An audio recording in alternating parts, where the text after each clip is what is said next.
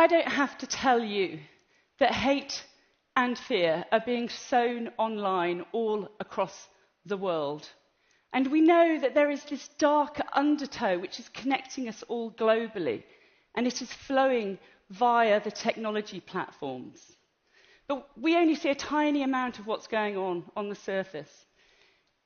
And I only found out anything about this dark underbelly because I started looking into a company called Cambridge Analytica. And I spent months tracking down an ex-employee, Christopher Wiley. And he told me how this company that had worked for both Trump and Brexit had profiled people politically in order to understand their individual fears, to better target them with Facebook ads. And it did this by illicitly harvesting the profiles of 87 million people from Facebook. It took an entire year's work to get Christopher on the record. He was extraordinarily brave because the company is owned by Robert Mercer, the billionaire who bankrolled Trump, and he threatened to sue us multiple times to stop us from publishing. But we finally got there, and we were one day ahead of publication. We got another legal threat. Not from Cambridge Analytica this time, but from Facebook. It told us that if we published, they would sue us. We did it anyway.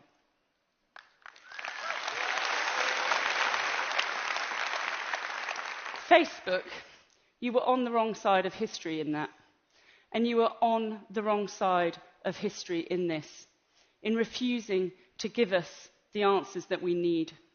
And that is why I am here, to address you directly, the gods of Silicon Valley.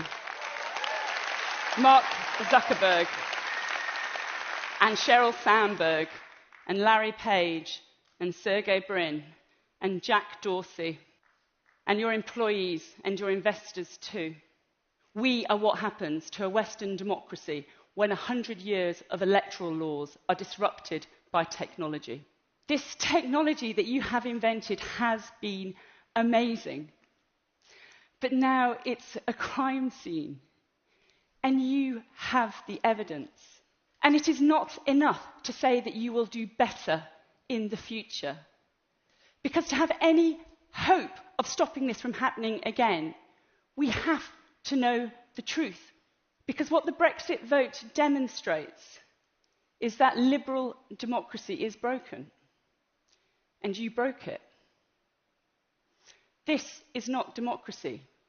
Spreading lies in darkness, paid for with illegal cash from God knows where.